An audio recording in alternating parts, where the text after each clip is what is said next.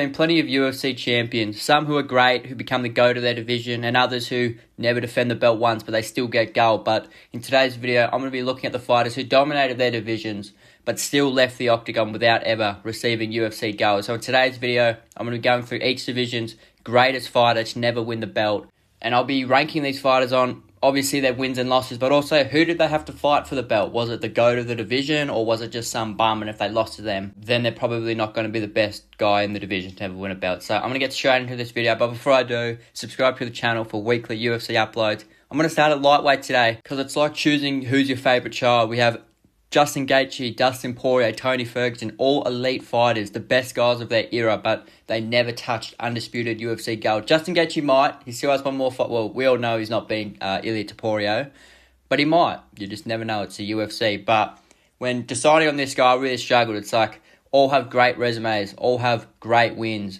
Gaethje and Poirier have a win against each other. Tony beat just about everyone before he ran into Gaethje and went on that 8-fight losing streak.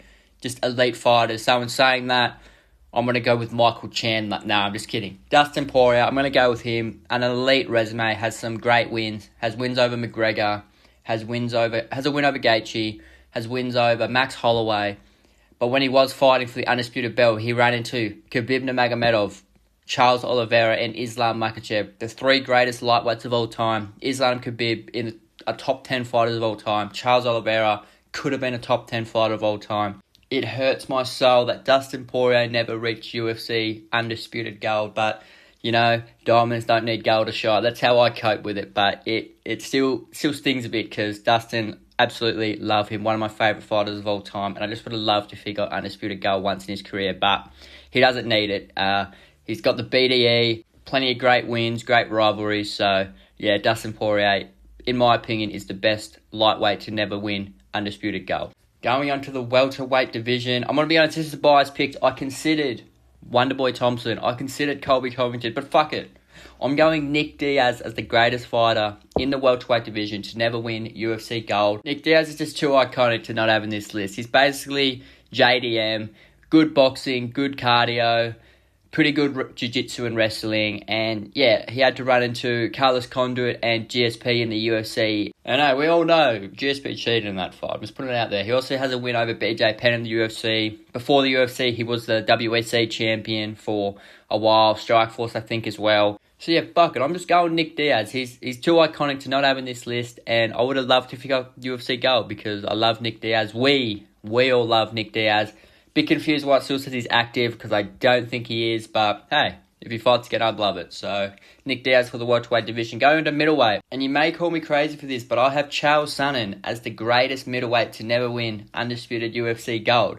He actually has a pretty good UFC record. Didn't lose to that many people, and when he was fighting for belts, he had to fight Anderson Silva and John Jones. I know the John Jones one was at light heavyweight, but he was putting a beating on Anderson Silva for the first 4 rounds of that first fight, and then just got submitted in the 5th. But if you win the first 4 rounds, you win the fight, don't you? That's how I see it. So, Chael Sonnen, I think he kind of gets underrated because he's a bit of a meme, but he actually was a very good fighter, and he could have been champ. I mean, he could have been champ if he lasted that round against John Jones because John Jones broke his toe. He could have won that fight against Anderson Silva if he didn't get submitted in the 5th because he was absolutely thumping him for 4 rounds. So, call me crazy, but I have Chael Sonnen. I did consider like a Yoel Romero for this, but I just think Chael Sonnen is actually quite underrated for how good he was, just because he's a bit of a meme. So I'm going to go with Chael Sonnen at middleweight. Going on to light heavyweight, I have Alexander Gustafsson, basically Dustin Poirier at light heavyweight. A very good striker, had 2 razor-close fights with John Jones and Daniel Cormier, 2 top 10 fighters of all time,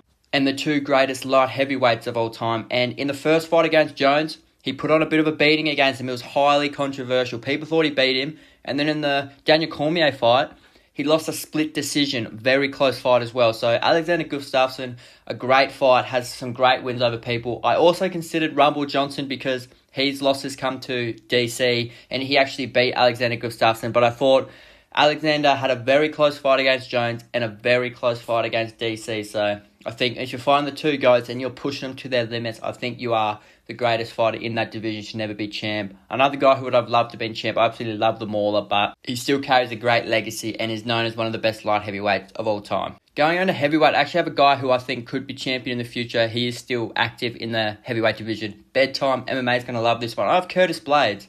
genuine. He's been top 5 for a very long time, and he's either faced great opponents, which kept him away from the title shot, or he just had poor timing to never get a title shot. It's crazy. Curtis Blaydes has never fought for the undisputed belt, but I still think Curtis Blaydes is one of the best guys in the division, consistent top 5. And when he was like one fight away from fighting for the title, he had to face like Ngannou or Tom Aspinall, 2 of the very best guys in the heavyweight division. So no slouch. Curtis Blaydes, a great fighter, and I hope he gets a chance at undisputed gold because he's a very likable guy in the heavyweight division, and he's actually an elite guy in the heavyweight division in such a shallow division. So hopefully one day we can at least just see him fight for the title. Like, even if he loses, I just hope he gets one chance at winning the undisputed gold. But going back down to featherweight now, I have Chad Mendes. This guy, he was very elite in his division, very underrated, and his losses only come to former or current UFC champions. He lost to Aldo twice for the belt.